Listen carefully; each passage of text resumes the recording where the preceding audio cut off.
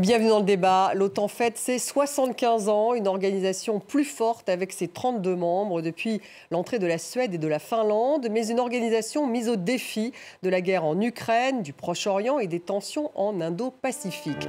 Joe Biden, dans son discours d'ouverture, a mis l'accent sur la menace russe et sur le soutien à l'Ukraine. Kiev va recevoir 5 batteries antiaériennes supplémentaires réclamées par Zelensky, présent à Washington. Les transferts d'avions de combat F-16 à l'Ukraine ont commencé.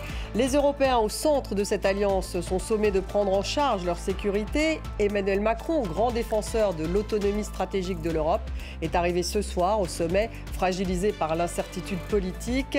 Joe Biden, dont la candidature est critiquée dans son propre camp, sera scruté, notamment jeudi, lors de la conférence de presse qu'il doit tenir. Alors l'OTAN est-elle plus puissante que jamais ? Quelles sont les menaces? Quelles aides à l'Ukraine? Les Européens mettent-ils en avant l'autonomie stratégique défendue par Emmanuel Macron? Ce sommet est-il un test pour Joe Biden à 3 mois et demi de l'élection présidentielle? Voilà les questions que nous allons poser à nos invités. J'ai le plaisir d'avoir à mes côtés Guillaume Lasconde-Jarias. Bonsoir. Bonsoir. Merci d'être avec nous. Vous êtes historien militaire, ancien chercheur au Collège de défense de l'OTAN à Rome. Bienvenue à vous. En face de vous, Virginie Pironon. Bonsoir Virginie. Bonsoir. Reporter à la rédaction internationale de Radio France. Vous étiez envoyée spéciale à Kiev il n'y a pas si longtemps. Des antennes de Radio France, c'était au mois de mai dernier. Bienvenue. Jean-Maurice Ripert est avec nous ce soir. Bonsoir, monsieur l'ambassadeur, ancien ambassadeur en Chine et en Russie. Votre dernier livre, Diplomatie de combat, ce sont vos mémoires. Il est préfacé par François Hollande, il faut le dire. Oui. Nouveau député. Merci d'être là. Nous avons avec nous en direct de New York John Rick MacArthur. Bonsoir John Rick, vous êtes directeur du Harper's Magazine. La une du Harper's Magazine consacrée, on va le voir, à l'intelligence artificielle. Voilà, Resisting Artificial Intelligence. Résister l'intelligence artificielle. Oui. Merci d'être là. Résistance. Résistance. Après avoir fêté donc en grande pompe hier soir le 75e anniversaire de l'Alliance militaire, les pays membres se sont réunis aujourd'hui au Conseil de l'Atlantique Nord, qui est l'organe politique de l'Alliance. On va faire un point en images sur cette première journée avec Natalia. C'est la journée d'hier, plus exactement, avec Natalia Odisharia. C'est une déclaration qui a fait oublier l'espace de quelques instants les débats sur sa santé et sa capacité à briguer un second mandat. Joe Biden a livré un discours énergique lors du sommet qui célèbre les 75 ans de l'OTAN mardi soir à Washington. L'Ukraine peut et va arrêter Poutine. J'annonce une livraison historique de systèmes de défense antiaérienne pour l'Ukraine. Les États-Unis, l'Allemagne, les Pays-Bas, la Roumanie et l'Italie fourniront l'équipement. Il s'agit de 4 batteries de missiles Patriot, particulièrement efficaces pour intercepter les missiles balistiques russes, et d'une batterie SAMPT de fabrication franco-italienne. Une réponse aux nombreuses demandes de Volodymyr Zelensky, également présent à Washington. Les négociations se poursuivent ce mercredi sur les soutiens supplémentaires qui peuvent être apportés à l'Ukraine, mais avec une ombre qui plane toujours sur le sommet, le retour potentiel de Donald Trump à la Maison-Blanche. L'ancien président n'a cessé d'afficher son mépris envers l'OTAN ces derniers mois. Tout le monde attend novembre. Les Américains attendent novembre, en Europe, au Moyen-Orient, dans le Pacifique. Tout le monde se tourne vers novembre. Et à vrai dire, Poutine attend novembre aussi. Il est temps de sortir de l'ombre, de prendre des décisions fortes, d'agir et de ne pas attendre novembre ou tout autre mois. Zelensky, qui attend toujours une invitation formelle à rejoindre l'OTAN, devra encore patienter face aux réticences de plusieurs pays, notamment des États-Unis. Guillaume Lasconde-Jarias, d'abord, est-ce que l'OTAN est plus forte qu'elle n'a jamais été, comme le dit Joe Biden ? Oui et non. Oui, parce que quelque part, on peut se retourner sur ce qui s'est passé au sommet de Londres en 2019, où Emmanuel Macron, justement, avait évoqué cette histoire d'une OTAN en état de mort cérébrale. Depuis, effectivement, il y a eu le 24 février 2022 qui a sonné un petit peu la renaissance de l'OTAN. Avec l'invasion de l'Ukraine par la Russie. mais qui a en réalité mis sous le tapis tout un tas de problèmes que l'OTAN n'a toujours pas littéralement résolus, qui est finalement au cœur des nouvelles discussions et des nouvelles tensions entre alliés. D'abord, la question autour des valeurs qui scellent l'OTAN, et puis aussi tout simplement de ce que l'on doit faire en termes d'élargissement. Jusqu'à où on élargit, avec qui on élargit. Et là, littéralement, même si on annonce encore un soutien à Kiev, il y a quand même tout un tas de problèmes qui se posent. L'élargissement à la Bosnie-Herzégovine, alors personne n'en parle, mais les Balkans de l'Ouest, c'est quand même une priorité, et pour l'Union européenne et pour l'OTAN. La Géorgie, qui est toujours aussi en état d'attente, et puis bien évidemment l'Ukraine, et Zelensky le dit de manière très claire, il attend une invitation formelle, et sans invitation formelle, on n'adhère pas à l'OTAN. Jean-Maurice Ripert, est-ce que l'ennemi, ça reste véritablement la Russie? L'OTAN, à la création en 1949, c'était l'Union soviétique. Il y avait le pacte de Varsovie en face. Aujourd'hui, c'est toujours la Russie, avec justement cette revitalisation de l'alliance après le démarrage de l'invasion de l'Ukraine par la Russie. Oui, je dirais que grâce à Vladimir Poutine, l'OTAN... n'est plus en mort cérébrale. N'est plus en état de mort cérébrale, c'est exactement ça. Le réveil d'un danger aux frontières de l'Europe, et en Europe même, non pas aux portes de l'Europe, comme je l'entends trop souvent, mais en Europe même, de danger non seulement sur le plan de la sécurité, mais aussi de nos valeurs, de la démocratie, de la liberté, du droit. C'est ce qui a réveillé l'OTAN. Franchement, je commence à être un peu vieux, et j'ai longuement été diplomate. Si on m'avait dit un jour que les Suédois et les Finlandais demanderaient à adhérer à l'OTAN, je ne l'aurais jamais cru. Donc il y a effectivement un réveil de l'OTAN, grâce, si je puis dire, ou à cause de Vladimir Poutine. Juste un point, je pense qu'il ne faut pas tout mélanger, on en reparlera peut-être, ne pas mélanger la sécurité en Europe, le danger actuel, l'Ukraine, et ce qui se passe dans le bassin Asie-Pacifique. Je pense que ce sont deux choses qui n'ont pas grand-chose à voir. Vous êtes les Américains qui y tiennent un peu plus que les autres. Un mot sur l'Ukraine, Virginie. Justement, il y a eu cette attaque terrible d'hôpitaux à Kiev. C'était en début de semaine. Donc, effectivement, Volodymyr Zelensky arrive avec ces images. Il y a plus de 40 morts. Les Russes nient, bien sûr. Ils disent que ce sont les Ukrainiens. C'est quand même encore lourd à porter. Alors, effectivement, pas d'entrée, a priori, de l'Ukraine dans l'OTAN, mais un certain nombre de garanties. Kiev qui va recevoir donc 5 batteries antiaériennes supplémentaires et puis des transferts d'avions de combat F-16 à l'Ukraine. Ça, a priori, ça a démarré, a dit Anthony Blinken. Alors, on présente ça comme des annonces, mais en réalité, on savait que c'était en cours, notamment pour les F-16. Alors, Joe Biden a fait cette annonce tout à l'heure en disant les F-16 vont bientôt arriver.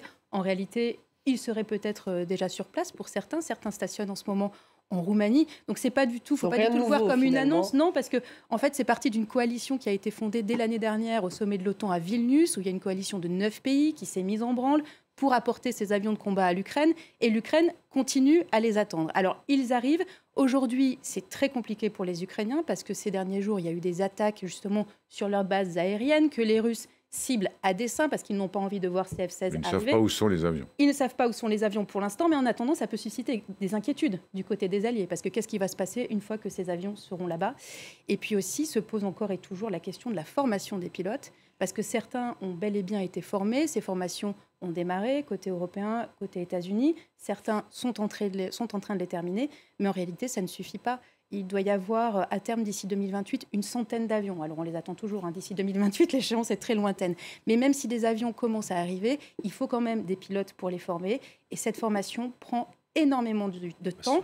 Et si ça se trouve, ils vont finir par avoir plus d'avions que de pilotes pour pouvoir les piloter. Donc, c'est un énorme problème pour l'Ukraine. Et vous verrez que c'est la question numéro 2. En tout cas, c'est ce que va réclamer Zelensky dans les semaines qui viennent. Guillaume Escongarias, là-dessus. Alors, il y a une réaction, bien sûr, de Moscou qui dit que Joe Biden est à la tête d'un gang de guerre, war gang. Ça, c'est réaction de Moscou. Et avec tout de même une menace de réarmement russe. Est-ce que c'est finalement la menace la plus importante pour les pays de l'OTAN aujourd'hui? 6% du PIB russe consacré aujourd'hui à l'appareil de défense, tout cela malgré les sanctions? Je pense que c'est plutôt, là encore, une approche systémique qu'il faut avoir pour deux raisons. D'abord parce que... Avec l'article 5, on n'en a pas parlé, mais... Oui, alors l'article 5... Il a 75 ans, celui-là. Oui, alors, il est important, mais là encore, il faut toujours relire. C'est un peu comme les contrats d'assurance. Il faut lire ce qui est un petit peu en grisé et en tout petit. Dans l'article 5, il est marqué que, effectivement, les alliés, collectivement, se doivent une défense mutuelle, collective et une réponse face à une agression armée. Alors déjà, il faut définir ce que c'est qu'une agression armée. Dans l'espace euro-atlantique, ce qui est assez large. Et puis ensuite, surtout, c'est que chaque allié doit donner une forme de réponse. Mais cette réponse n'est pas forcément militaire. Le meilleur exemple, c'est l'Islande, qui n'a pas d'armée. Elle met à disposition ses aérodromes. Quant à la référence sur est-ce que la Russie est redevenue le grand méchant loup, oui, mais oui et non. C'est-à-dire que c'est le grand méchant loup essentiellement pour les Européens. Pour les États-Unis, c'est d'abord quelque chose dont les Européens, théoriquement, devraient d'abord se préoccuper, oui, on va y revenir, avec une espèce de partage du fardeau.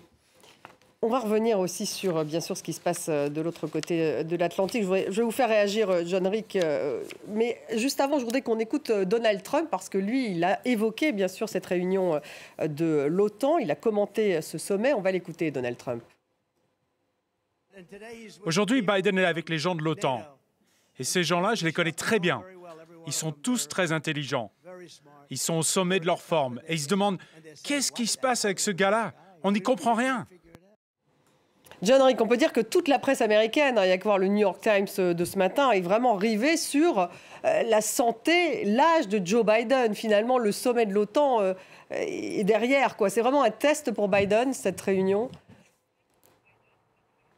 Oui, c'est très peu discuté dans les actualités parce que la conversation est complètement dominée par sa santé mentale, son cerveau, ses difficultés de parler, de s'exprimer malgré son discours assez bien reçu hier au sommet.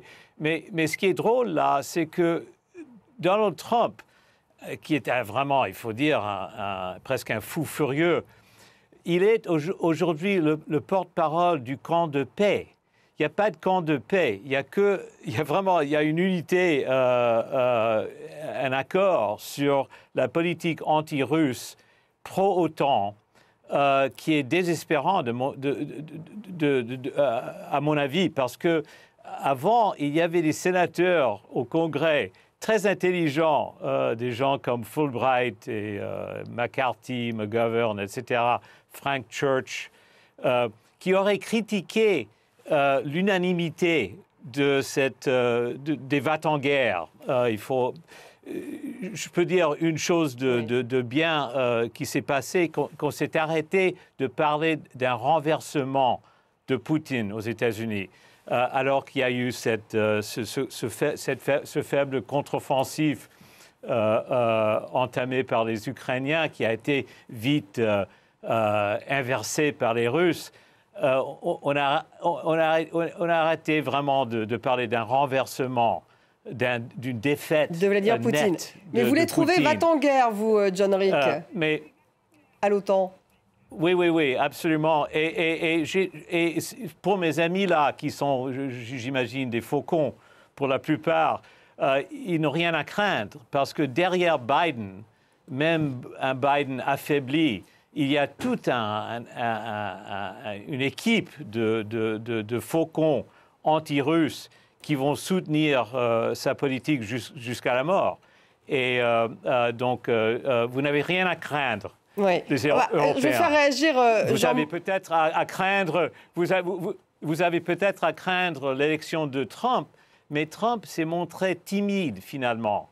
Il a parlé agressivement lors de son premier mandat anti-OTAN. Il a dit les gros mots, mais en fin de compte, il n'a rien fait pour vraiment affaiblir l'OTAN.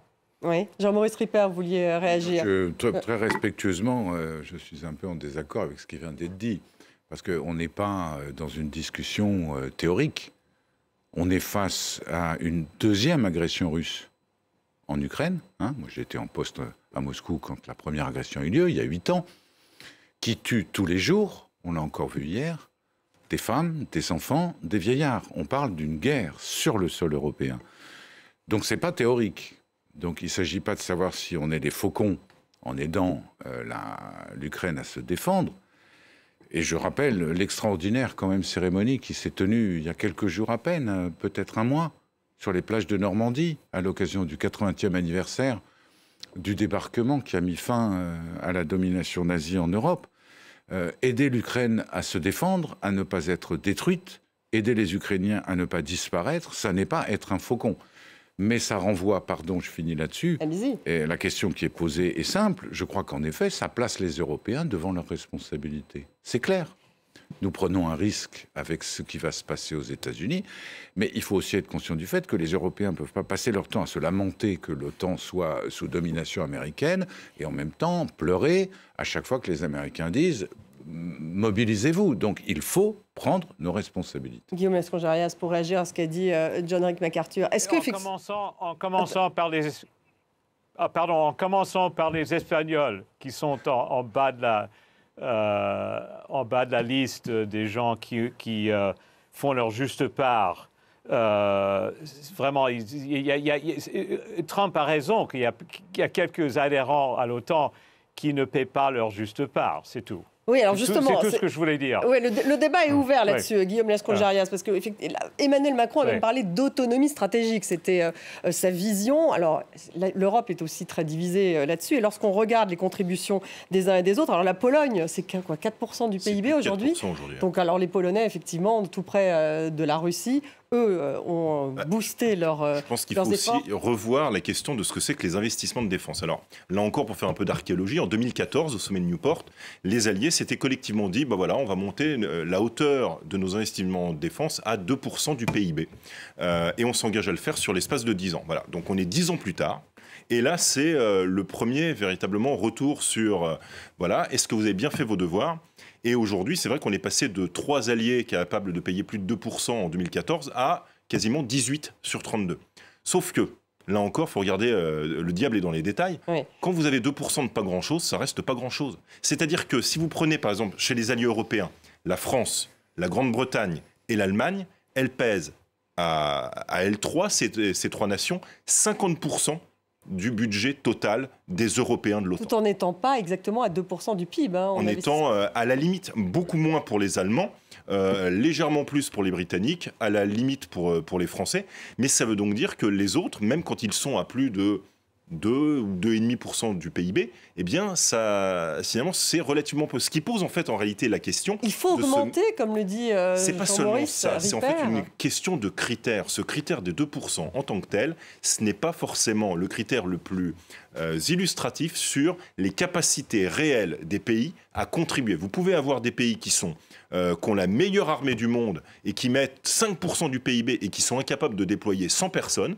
Et vous pouvez avoir des armées comme l'armée française qui, avec à une époque un 80, 90% du PIB, sont capables de mener des opérations partout dans le monde avec 5000 hommes et capables de rétablir la situation dans un pays menacé. Donc c'est la question de la capacité simplement en termes d'investissement, c'est un faux marqueur, mais c'est vrai que dans une coalition, il faut bien avoir un marqueur. Virginie Peyronnet, en même temps, les Européens ne peuvent pas se passer des États-Unis. Certains peuvent avoir un rôle moteur. J'étais cette année en reportage dans les pays baltes et notamment en Estonie, qui pour le coup, eux, ils sont bien à 2% de leur PIB pour l'aide à l'Ukraine. Ils souhaiteraient que tous les autres pays européens aujourd'hui en fassent autant, évidemment. Et pour en revenir tout à l'heure, puisqu'on parlait de Donald Trump et des inquiétudes qu'il a fait peser justement sur le système de solidarité au sein des pays de l'OTAN, je me suis rendue en reportage à la frontière entre l'Estonie et la Russie, chez des habitants qui me disent, bon, regardez, au bout du chemin, là, à 500 mètres, c'est la Russie. De l'autre côté, vous passez derrière le jardin, c'est la Russie à 200 mètres. Bon, l'article 5, on espère que ça marche. Et aujourd'hui, ils ont des doutes. Donc, ils ont vraiment peur. Ils étaient tellement heureux en 2004 de pouvoir se réfugier sous le parapluie de l'OTAN. Et aujourd'hui, il y a cette inquiétude qui est énorme et qui pèse, non seulement au sein des partenaires de l'OTAN, entre les États-Unis et l'Europe, mais dans ces pays-là, effectivement, qui eux partagent des frontières avec la Russie, l'inquiétude est vraiment grandissante. Mais Biden en porte une responsabilité lui-même. Sur l'inquiétude, pourquoi ? Parce qu'en fait, avant Trump, avant Biden ou avant Trump, il y a eu, il ne faut jamais l'oublier, en 2021, lorsque les Américains sont partis de Kaboul, finalement, sans prévenir leurs alliés européens, ça a créé véritablement une interrogation sur la garantie de sécurité américaine. Quelle garantie peut-on avoir envers les Américains ? Trump, lui, est très net, il fait une approche très transactionnelle. Vous ne payez pas assez, dans ces cas-là, on ne viendra pas. Et puis, quelque part, Stoltenberg avait quelque part lancé le débat en disant, finalement, grâce à Trump, les Européens investissent plus Et c'est une réalité, c'est-à-dire qu'on ne peut pas accuser quelque part, je ne vais pas me faire le défenseur de Trump, mais Trump a provoqué une sorte d'électrochoc qu'on n'aurait pas eu sans lui. Et la guerre en Ukraine, probablement aussi? Ça a accéléré. Ça a accéléré? Non, ça, je ne crois pas. Non. Non, je pense que le risque que nous courons, et c'est un très grave risque que prendrait M. Trump s'il était élu, bien sûr, et s'il appliquait, il faisait ce qu'il a dit, c'est qu'il vole au secours d'une extrême droite nationaliste et pro-russe, c'est-à-dire pro-Poutine, qui se développe en Europe. Et donc il prendrait la responsabilité, en outre, et je vous rejoins tout à fait Virginie là-dessus, d'aider finalement les mouvements pro-russes en Europe occidentale ou au sein des pays européens de l'OTAN. Et ça, c'est extrêmement grave, parce que c'est installé dans la durée une fracture européenne. Et si on veut un jour, parce que malheureusement il faudrait recourir à l'article 5, il faut une décision, il faut qu'il y ait suffisamment d'États en capacité de le faire pour réagir au nom de l'OTAN. Il ne faut pas oublier que l'OTAN, c'est compliqué, c'est à la fois une institution, mais c'est les États de l'OTAN qui mettent en œuvre les décisions de l'OTAN. Et par ailleurs, on parle de plus en plus de mutualiser avec les initiatives de Stoltenberg. On va voir ce que va faire Mark Rutte. Mais oui, parce qu'il y a un changement en plus. Il y a plusieurs façons d'entendre l'OTAN aujourd'hui. John Rick MacArthur, votre réaction justement sur cette crainte tout de même en Europe de la Russie, parce que vous parlez de va-t-en guerre, mais effectivement, les pays européens et en particulier les pays de l'Est ont peur de la Russie. C'est la menace la plus importante. Et d'ailleurs, ils demandent une assistance aux États-Unis. Tout le temps, les Polonais sont très atlantistes, comme on dit. Oui, mais d'abord, il faut que je constate que je ne crois pas à la menace Poutine qui va traverser les frontières de la Pologne et arriver à Paris après sa victoire en Ukraine. Déjà, il a perdu. Il ne va pas conquérir l'Ukraine, c'est évident. Bon, il n'a pas encore perdu, John Rick. En ce qui concerne... il a perdu. Il croyait qu'il allait faire tomber le gouvernement de Zelensky très, très rapidement. Il a été rejeté, il a été repoussé. Donc, c'est une nette perte. Ce n'est pas une humiliation, mais c'est une perte pour Poutine. Et moi, je crois vraiment qu'il est prêt à négocier. Et Trump voudrait bien sûr négocier et que tout le monde devrait. Et Biden ne veut pas négocier. Biden veut aider les Ukrainiens. Non, je pense qu'il y a des gens dans l'administration Biden qui comprennent que le contre-offensif ukrainien était pitoyable, que les Russes ont les moyens de continuer la guerre pendant des années et des années, et que en fait, ça rend flou leur économie de guerre, et qu'il faudrait trouver un juste milieu et négocier la paix sur une base de je ne sais pas trop bien, des garanties que l'Ukraine ne serait jamais adhérent à l'OTAN. J'ai entendu d'un Français une très bonne idée que Poutine serait obligé de retirer ses missiles nucléaires du Kaliningrad. Il y a beaucoup d'idées sur la table qui ne sont pas discutées en ce moment. Oui. Et de cibler uniquement les paroles de Orban, par exemple. Oh mon Dieu, hélas, il y a un membre, un Européen qui est trop proche de Poutine, qui est hostile au but démocratique. Mais que pensez-vous justement, John Rick MacArthur, de ce qu'a dit Jean-Maurice Ripert sur justement la proximité de Donald Trump et des réseaux pro-russes d'extrême droite aussi en Europe? Moi, je ne suis pas au courant de la menace pro-russe en Europe. Je comprends qu'il y a des idéologues qui disent des idioties. Personne pense que Poutine, c'est un grand homme, c'est un homme qui croit à la démocratie ou aux droits humains ou aux droits de l'homme, je ne sais pas ce qu'on dit de nos jours, mais il doit être maîtrisé. Mais il faut quand même considérer la possibilité de négocier avec ce monstre, ce soi-disant monstre. Et aux États-Unis, c'est compliqué parce que nous avons aussi une tradition, ce n'est pas isolationniste exactement, mais si je peux citer le président John Quincy Adams, il a déclaré il y a plus de 150 ans que l'Amérique ne va pas à l'étranger à la recherche de monstres à détruire. Et Poutine est devenu le monstre du jour. Ouais. Et toute je vais faire réagir sur ce que vous dites. Poutine et Hitler, Poutine et Staline, moi je trouve complètement exagéré et presque ridicule. Virginie Pironneau, une réaction parce que Vladimir Poutine est prêt à négocier, par exemple. Alors certes, il est prêt à négocier, mais à ses conditions depuis le départ, et ça n'a pas bougé. Et pour les Ukrainiens, c'est hors de question de changer de ligne. Ça voudrait dire qu'on leur laisserait aujourd'hui la Crimée, les territoires occupés de Zaporijia, de Donbass. Donc on leur laisse aujourd'hui à peu près un quart, voire un peu plus de l'Ukraine. Et voilà, c'est ça aujourd'hui les négociations de Vladimir Poutine. C'est uniquement à ces conditions. Et pour les Ukrainiens, c'est une fin de non-recevoir. Jean-Maurice Ripert, en même temps, on sent bien qu'aux États-Unis, vu les négociations du dernier package, ça prend beaucoup de temps, qu'ils sont totalement divisés, qu'il y a un moment donné où, effectivement, on sait, et si en plus Trump est élu, est-ce qu'il va y avoir encore de l'aide pour l'Ukraine? Il y a deux aspects à cette discussion. Et on ne va pas faire la leçon aux Américains, mais il est clair que depuis Clinton, puis Obama, nous avons des présidents américains qui ne comprennent plus l'Europe. Il faut l'intégrer à notre propre réflexion. C'est leur droit, c'est la préoccupation de leur peuple.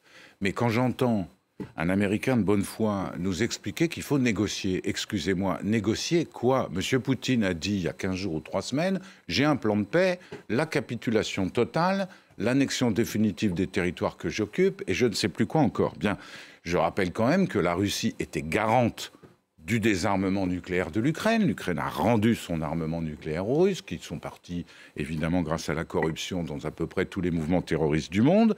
La Russie était garante de l'intégrité territoriale, de l'indépendance et de la souveraineté de l'Ukraine, de la Crimée et de Sébastopol, etc., etc. Donc, de qui se moque-t-on ? Personne ne peut faire confiance à Vladimir Poutine aujourd'hui. Je ne sais pas si c'est un monstre. En tout cas, quand on voit la façon dont il traite sa propre population, comment est-ce qu'on peut imaginer qu'il traiterait les populations européennes différemment?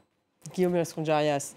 Je pense que le débat, il je vous fais réagir. Attendez, John, je fais réagir l'ensemble du plateau. Je vous redonne la parole après. Sur cette question de la négociation, ce qui est assez intéressant, c'est qu'effectivement, je rejoins tout à fait ce qui a été dit sur les buts de guerre de Poutine qui, eux, n'ont pas véritablement varié.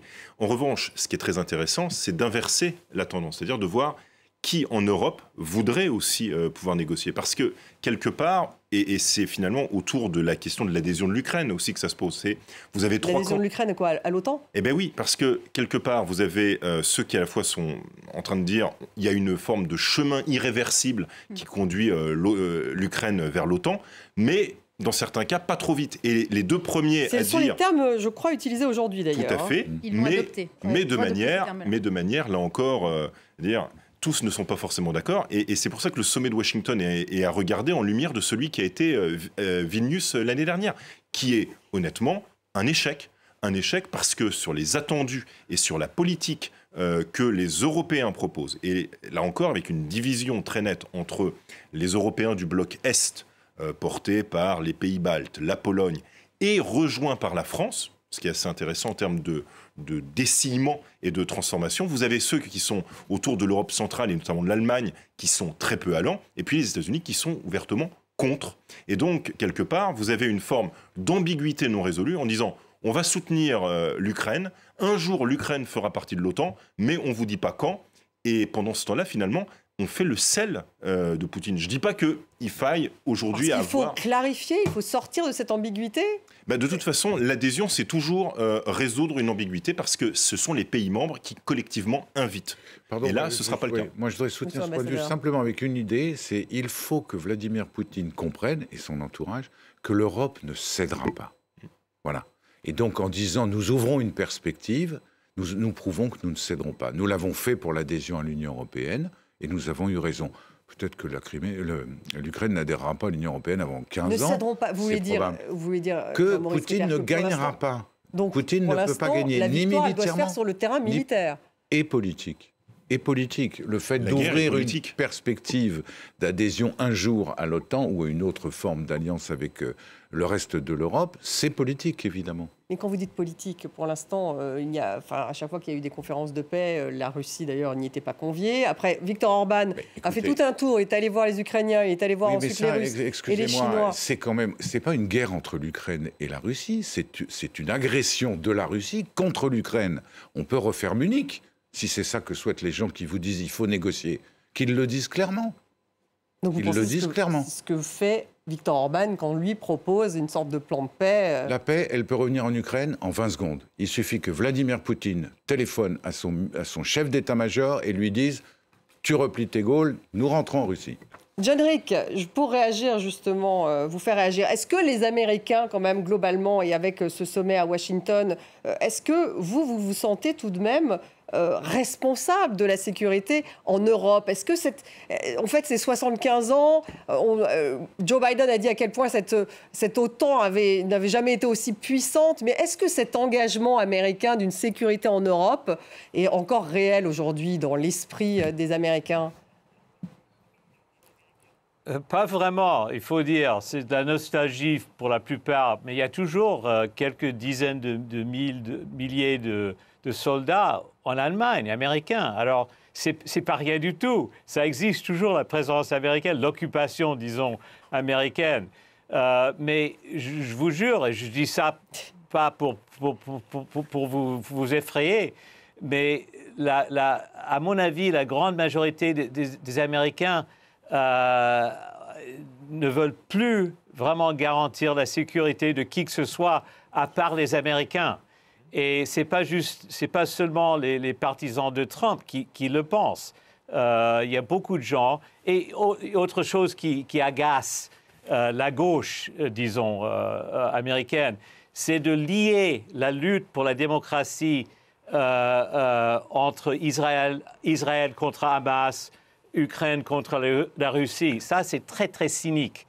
Et en ce moment, il y a un lobby qui essaie vraiment de lier les deux efforts, comme si on était sans arrêt dans une guerre partout dans le monde, constamment, pour défendre la liberté de tout le monde. Et là, c'est allé trop loin. Et Trump en profite. Et c'est pas, je suis pas pro-Trump. Il en profite comment, John Rick? Pourquoi menace. Il en profite? Mais il en profite parce qu'il est sensible, il est fébrile, il ressent la colère des Américains qui se sentent menacés par les Mexicains, les Sud-Américains qui, entre guillemets, envahissent l'Américain à travers la fleuve Rio Grande. Et en même temps, il y a des gens à Washington qui leur disent il faut absolument qu'on défende les frontières ukrainiennes. Et pour l'Américain moyen, c'est trop, c'est trop. Il y a des gens qui vont dire le 7 novembre, alors on vote, est-ce qu'on va voter pour une politique étrangère agressive, pro-Israël, pro-ukrainienne et on voit très bien la gâchis de vie et d'argent. Ou est-ce qu'on va défendre les frontières entre le Mexique et l'Amérique? Ça va être le débat. Ils vont voter Trump. Oui, Virginie Pironneau. Alors, effectivement, aux États-Unis, on ressent en ce moment, c'est pas un manque d'intérêt, ou en tout cas le peu d'envie de poursuivre cette aide à l'Ukraine, parce qu'il y a aussi la Chine et toute la zone de l'Indo-Pacifique. Et c'est vrai qu'on a du mal à sortir, on parlait tout à l'heure de cette ambiguïté de l'adhésion de l'Ukraine à l'OTAN. Alors c'est sûr que les Américains, pour l'instant, n'ont surtout pas tendu de perche, ils n'en ont pas du tout envie, et que ça divise en ce moment les Européens, puisque la France et la Grande-Bretagne, plaideraient plutôt pour une adhésion. Aujourd'hui, à l'OTAN, on a donc opté pour ce qualificatif-là de chemin irréversible. Blinken, qui était venu à Kiev au mois de mai, à Kiev quand j'y étais, parlait, lui, d'un pont bien éclairé, mais enfin, on ne sait pas si au bout, il y aura la lumière pour les Ukrainiens. Tout ça donc reste tout de même très ambigu. Guillaume Lasconjarias, est-ce que l'ennemi, enfin l'adversaire finalement des États-Unis aujourd'hui, ça serait la Chine?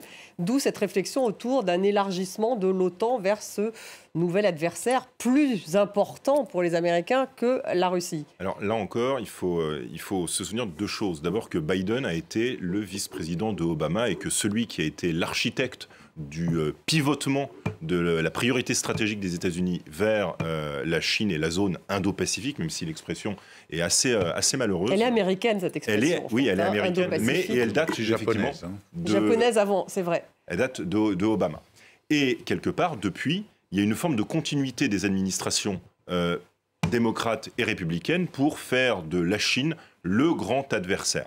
Mais avec une forme de subtilité, c'est que les administrations américaines s'entendent finalement pour dire, finalement on va avoir une sorte de partage du fardeau. Les Européens, vous vous occupez d'abord de votre environnement stratégique propre, mais aussi de la Chine en ce qu'elle vous menace, vous, directement, dans vos espaces. On avait eu ça avec l'affaire Huawei, on a eu ça autour des questions de la 5G, maintenant on a eu ça autour des questions de nouvelles routes de la soie. C'est-à-dire qu'en fait, on essaye d'embarquer les Européens, non pas vers l'Indo-Pacifique, parce que les Américains, quelque part, sont aussi, quelque part, sous-cyniques ou entendent bien leurs affaires. Ils ne veulent pas qu'il y ait trop ni d'OTAN ni d'Européens en zone Indo-Pacifique, mais que les Européens s'occupent des Chinois dans leur zone. Oui. Et donc, quelque part, vous avez une sorte de partage. Et d'ailleurs, là, au sommet, vous avez les Japonais, vous avez les Néo-Zélandais, vous avez les Australiens. Vous avez en fait ces partenaires très globaux, y compris de l'OTAN, qui participent à ce sommet. Donc les Européens seraient peut-être justement sommés de participer à une espèce de défense contre la Chine. Je suis d'accord, évidemment, mais je pense que quand je disais tout à l'heure, il faut garder les deux discussions séparées parce qu'il n'est pas question, je crois que ça a été dit plusieurs fois l'année dernière, il n'est pas question de projeter l'OTAN dans l'Asie-Pacifique. En revanche, je pense que les pays majeurs dans la défense européenne, ceux qui ont en tout cas une capacité de projection et d'intervention, devraient s'intéresser d'un peu plus près. Je pense que la France, par exemple, fait une erreur en ayant une analyse extrêmement restrictive de AUKUS, parce que la réalité, c'est que c'est une nouvelle alliance stratégique fondamentale entre le Royaume-Uni et qui n'est pas une alliance qui était faite pour nous piquer nos sous-marins, contrairement à ce que j'ai entendu, mais qui était un cri d'alarme et d'alerte des Australiens, et des pays de la région pour créer quelque chose face à la Chine. Quoi ? On verra, c'est une autre discussion. Mais il ne faut pas mêler ça, même si, pour quelques Américains, la question de savoir s'ils peuvent faire les deux ou pas peut se poser. Pardon, un dernier point, je crois que c'est important quand on parle d'Asie Indo-Pacifique. Ça permet de rappeler un élément fondamental, c'est que notre partenaire à nous, Français, fondamental sur ces questions, c'est le Royaume-Uni. Et il s'est passé quelque chose de très important dimanche dernier, dimanche, qui était l'élection, le renversement de majorité et des propos tenus pendant la campagne très clairement par le nouveau Premier ministre britannique sur le fait qu'il entendait non pas revenir au sein de l'Union européenne, mais en tout cas certainement se rapprocher de l'Union européenne et des pays majeurs en termes militaires de l'Union européenne dans l'OTAN. Et je l'ai toujours dit, il n'y aura pas de défense européenne sans les Britanniques. C'est une évidence pour nous, Français. Keir Starmer, qui est d'ailleurs aussi, bien sûr, à Washington, le tout nouveau Premier ministre britannique travailliste. John Rick, il nous reste très peu de temps. Un mot tout de même sur... on l'attend au tournant, Joe Biden, et en particulier lors de cette conférence de presse. Parce que là, il a fait un discours inaugural, mais il avait le prompteur. Donc, il s'en est bien sorti. Jeudi, il va avoir une vraie conférence de presse avec des journalistes. Et là, est-ce que ça peut vraiment le mettre en péril ? Oui, c'est sûr qu'il est en péril chaque fois qu'il ouvre la bouche. Donc, c'est très, très dangereux. Alors, si j'étais le conseiller de presse, l'attaché de presse de Biden, j'éviterais toute question aléatoire, disons. Il faudrait choisir des questions d'avance, en avance. Excusez-moi, mais vraiment, c'est grave avec Biden. Mais encore, je ne veux pas être cynique, il y a Woodrow Wilson qui a eu une crise cérébrale plus d'un an avant la fin de son deuxième mandat. Et il y a sa femme qui s'est très bien occupée du pays pendant 1 an et demi. Alors, si Biden n'arrive pas à vraiment se prononcer correctement, il y a toujours sa femme qui pourrait... venir à son secours. Oh, mais ça, c'est une blague. Et c'était pareil avec Reagan. Bon. Mais John Rick, juste un mot. Est-ce qu'il est vraiment possible que Joe Biden soit mis de côté, que Kamala Harris prenne sa place ? Est-ce que la convention, effectivement, démocrate qui va arriver au mois d'août risque de montrer toutes les divisions des démocrates et finalement, on pourrait émerger une personnalité totalement différente ? Je pense que non, que finalement, les cadres, les caciques du Parti démocrate ne veulent pas du tout que Biden se retire parce que ça va inviter le chaos.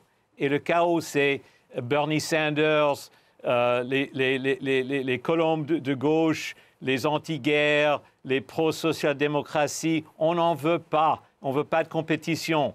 Et d'ouvrir la porte à la compétition pour les classiques du Parti démocrate et pour Biden, c'est la catastrophe. Et Biden, une de ses grandes réussites, c'était d'anéantir le mouvement Sanders. On ne veut pas le ranimer.